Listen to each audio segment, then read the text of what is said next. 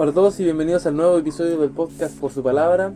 Es el sexto episodio ya de la temporada y vamos a hablar acerca de despojarse. ¿De qué personaje vamos a hablar el día de hoy y por qué? Como siempre, ya pueden ver en la portada del video, del audio, donde sea que lo vean, pueden ver que se encuentran los hermanos Elric. Es decir, vamos a hablar de Fullmetal Alchemist y hoy es un día especial. No lo van a ver, escuchar este podcast ese día, pero lo estamos grabando el día 3 de octubre, no olvidar. Y tiene mucha relación esa fecha que se menciona en el anime, en el manga, con el tema que vamos a hablar el día de hoy. Así es, y para hablar acerca del tema del despojarse, queremos leer... A ustedes ya les compartí los versículos que quería leer respecto a esto. ¿Cuál creen ustedes que es más conveniente leer ahora? ¿El de Primera de Reyes o el de Lucas? Yo creo que el de Reyes, para que sea un poco más como historia. Ya, un poco más histórico y el otro puede ser un sustento. Sí. Primera de Reyes 19, del 19 al 21, dice así: es el llamado de Eliseo, el sucesor del profeta Elías. Entonces Elías fue y encontró a Eliseo, que era calvo, hijo de Safat, arando un campo. Había 12 pares de bueyes en el campo y Eliseo araba con el último par. Elías se acercó a él y le echó su manto sobre los hombros y siguió caminando. Eliseo dejó los bueyes donde estaban, salió corriendo detrás de Elías y le dijo: deje que primero me despida de mis padres con un beso, luego iré con usted. Elías respondió: regresa, pero piensa en lo que te hice. Entonces Eliseo regresó donde estaban sus bueyes y los mató. Con la madera del arado hizo una fogata para asar la carne. Repartió la carne asada entre la gente del pueblo y todos comieron. Después se fue con Elías como su ayudante. Entonces, ¿cuál fue la razón que tuvieron los hermanos Elric ¿cuál es la razón por la que el 3 de octubre es una fecha que los hermanos Elric no deben olvidar? Porque ese fue el día en el que quemaron su casa y enterraron a su supuesta madre, aquella que habían intentado transmutar. Pero no fue simplemente como para enterrar el recuerdo de las cosas que habían hecho y de las cosas que habían pasado, sino más bien para no tener un lugar al que volver, porque ahora se dirigían en búsqueda de la piedra filosofal para poder recuperar la pierna y el brazo de Edward y el cuerpo entero de Alphonse. Entonces lo que querían decir era: no podemos rendirnos, no podemos volver atrás, tenemos que seguir hacia adelante hasta que logremos nuestro objetivo.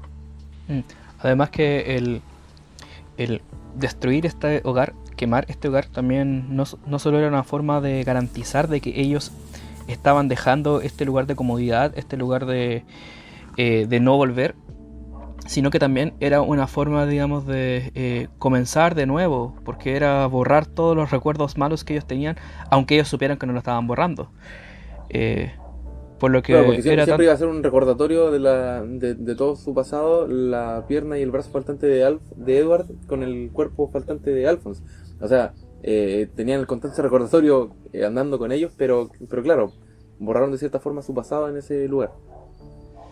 Pero era también de hecho, es muy icónica el reloj que tiene de alquimista, donde tiene escrito, digamos, la fecha que estamos hablando, este 3 de octubre, y el no olvidar, porque él también, aunque es una forma tanto de olvidar, tampoco quiere olvidar.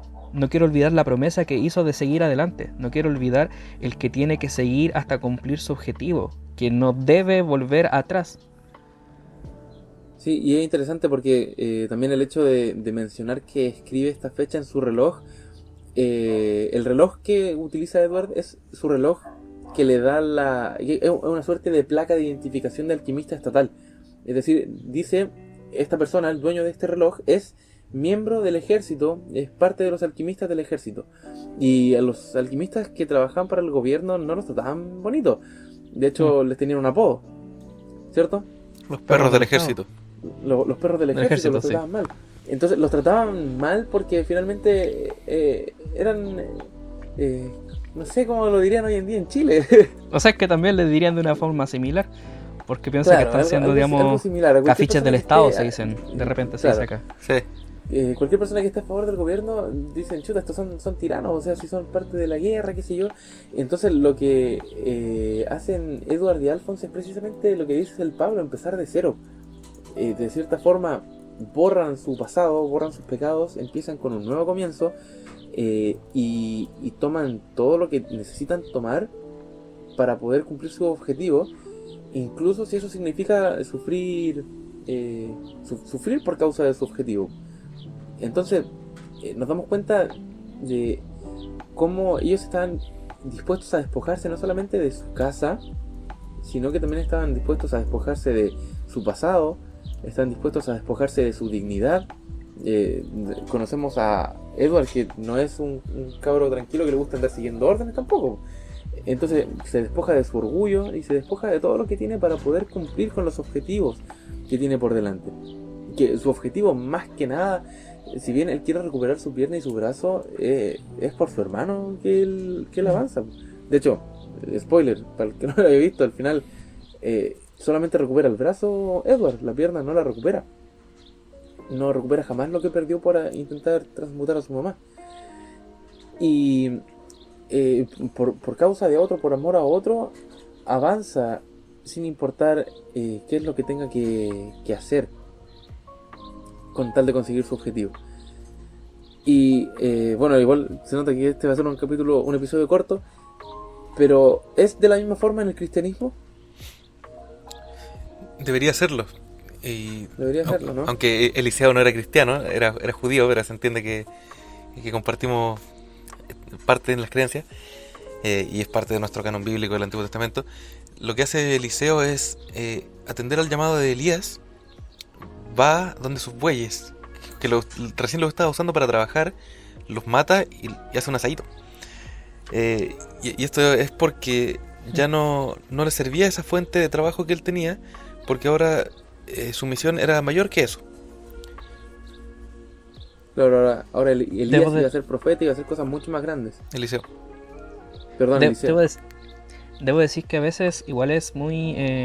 que debiese ser así, como lo hizo Eliseo, de ya, voy a, por así decirlo, liquidar todos mis bienes y nos vamos, como lo hizo los Elric en un inicio. Digamos, vamos a tomar esta medida radical, pero para las personas que no se hayan aventurado todavía a conocer a este Dios de amor que nosotros les planteamos, o para ustedes cristianos que estén escuchando esto, posiblemente nuestra vida sí parece un poco a los de los Elric. Porque aunque hayan tomado una decisión radical como fue quemar su casa, como fue decir yo ya no vuelvo más a este lugar, tengo que seguir adelante, ya no quiero recordar mi pasado. Si uno ve la serie, por distintas razones, ya sea porque tenían que ver a Winry, ya sea porque tenían que volver a su pueblo, visitaban pero no querían acercarse a ese lugar. O también tenían recuerdos de por qué hicimos esto, de perdón Ed, perdona Edward, fue mi culpa, perdón Alphonse, fue mi culpa realmente. Había un pesar de ellos, aunque tenían la decisión dicha y tomaron un acto radical al incendiar su casa, ellos a veces seguían mirando atrás y seguían con este dolor, cuando uno decía, oigan, pero si ustedes ya le hicieron algo para remediar, ustedes ya deberían sanar. Asimismo a veces es nuestro cristianismo. A veces cuando nosotros nos despojamos de nuestro pecado, de nuestra maldad, por medio del sacrificio de Cristo, cuando lo aceptamos, puede que estamos bien y tomamos a veces alguna decisión radical como esta, ya sea, no sé, dejando algún vicio, dejar alguna forma de vivir, pero conforme vamos caminando en el Evangelio, hay veces que vemos atrás y decimos, pucha, no sé, tengo dudas, o incluso pecados que ya fueron perdonados por Dios, que ya nos despojamos de ellos, la culpa vuelve a nosotros. Y es allí donde nosotros tenemos que seguir, decir, no, ¿sabes qué? Dios ya pagó por ese pecado. No importa lo que hice atrás, Dios ya lo perdonó. Si hubo una convicción de pecado, si el Espíritu Santo hizo la obra de darte convicción de pecado y tú te arrepentiste y le pediste perdón al Señor, da lo mismo lo que hiciste hacia atrás. Ya está ese perdón, no debemos mirar atrás. Y sé que es difícil porque yo a veces he mirado atrás, a veces me he desviado, pero debemos saber que quien nos perdona seguirá siendo fiel en seguir perdonándonos. Y por eso tenemos que correr a Él. Por eso tenemos que no perder la meta. Por eso no tenemos que mirar atrás. Porque por delante está nuestro Señor. Claro, y de hecho Jesús lo dice. En una oportunidad varias personas dijeron que querían seguir a Jesús, o Jesús los invitó a seguirlo y le pusieron excusas. Y dijeron, no, pero es que tengo que hacer esto primero, tengo que hacer esto, otro. Parecido a lo que hizo Eliseo también, que en un primer momento dice, espera que termine con lo que estoy haciendo y después voy a seguirte. Y Elías le dice, ya, pero piensa bien en la invitación que te estoy haciendo. Y Jesús lo que responde en esta situación que estaba compartiendo recién es que el que pone la mano en el arado y luego mira para atrás no es apto para el reino de Dios. Porque finalmente si tú estás ya metido así en el camino y estás haciendo un trabajo de arado y miras hacia atrás, te vas a enchuecar en todo lo que estás haciendo y todo hacia adelante va a salir mal. Entonces en el momento en el que tú tomas la determinación ya de seguir a Cristo, es una determinación que no se toma solo una vez, se toma muchas veces en la vida. Porque si no pasa lo que decía el Pablo, uno sigue mirando hacia atrás y hacia atrás y hacia atrás. Entonces tienes que tomar esa determinación muchas veces con el propósito de lograr mantenerte mirando hacia adelante. Y el caso es que si finalmente está bien, es normal mirar hacia atrás. Obviamente es normal, y cuando Jesús dice que el que mira para atrás no puede entrar al reino de los cielos, básicamente,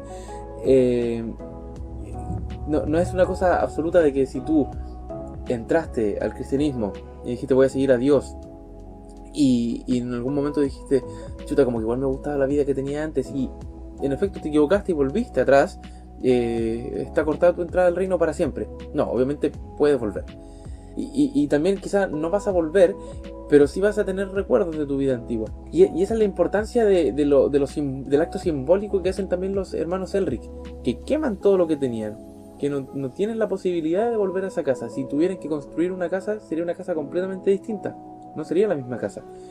Y cuando tú decides deshacerte de tus ídolos, vamos a dar un ejemplo súper básico porque la idea no entra en otro tipo de debates. Si tú eras vicioso y te gustaba el cigarro, no te sirve de nada quedarte con tu cajetilla de cigarros si se supone que lo quisiste dejar. Mejor moja los cigarros y bótalos. Así no tienes la oportunidad de volver. Sí puede que llegues a pensar, oh, qué rico era fumar, pero no vas a poder hacerlo. O sea, obviamente vas a poder comprar, pero te supone un esfuerzo superior. Ya no tienes a la mano eso que te hacía pecar, ya no lo tienes a tu disponibilidad. Y esa es la idea del cristianismo. Y quizá cuando tú tomas decisiones, pero no te despojas de lo que te hacía caer, es mucho más fácil o es mucho más difícil ver los beneficios de lo que hay en la meta. En cambio, cuando tú ya no tienes eso que te hacía caer, es mucho más fácil avanzar hacia la meta, es mucho más fácil acercarse y ver cuáles son los beneficios que hay en ese lugar, cuáles son los beneficios que hay incluso en el camino hacia la meta. Por lo tanto, despojarse no es solamente un acto mental, sino que también tiene que ver con tomar decisiones que te llevan a no volver atrás. Decisiones que te impiden completamente volver atrás. Y esto de despojarse requiere de verdad una voluntad, digamos, o de una conciencia seria. A lo mejor, bueno, en el caso de los Elric era una cosa distinta. No iban a quedar cómodos si se quedaban en ese lugar. No quedaban cómodos si no buscan una solución a su problema de que les falten partes o el cuerpo entero. Pero en el caso de Eliseo, probablemente hubiera tenido una vida bien tranquila, bien cómoda, trabajando con sus bueyes, etc. Y no una vida un poco más complicada, que igual fue una vida muy hermosa la que tuvo después cuando siguió a Elías y después de que Elías partió también. Hizo muchas cosas maravillosas. Pero seguramente que también había mucha gente que estaba tras la cabeza de Eliseo. Los profetas en Israel no eran muy queridos por toda la gente, ni mucho menos por la gente de otros pueblos a quienes los israelitas vencían. Entonces probablemente una vida más tranquila, más rutinaria, más como ya estaba acostumbrado, era la vida que hubiera tenido Eliseo si no hubiera seguido a Elías. Y muchas veces en nuestro caso también la vida que podemos tener sin aceptar a Cristo y sin despojarnos de nosotros mismos y sin seguirlo a Él, puede que sea mucho más cómoda, puede que para muchos sea más exitosa. Hay una historia que John Piper cuenta, que leyó en una revista, de una pareja de un matrimonio de personas adultas, ya como 50, 60 años, que se retiran antes de sus trabajos, se jubilan, porque ya tenían todo lo que necesitaban. En realidad ya no necesitaban seguir generando ingresos, sino que tenían de sobra.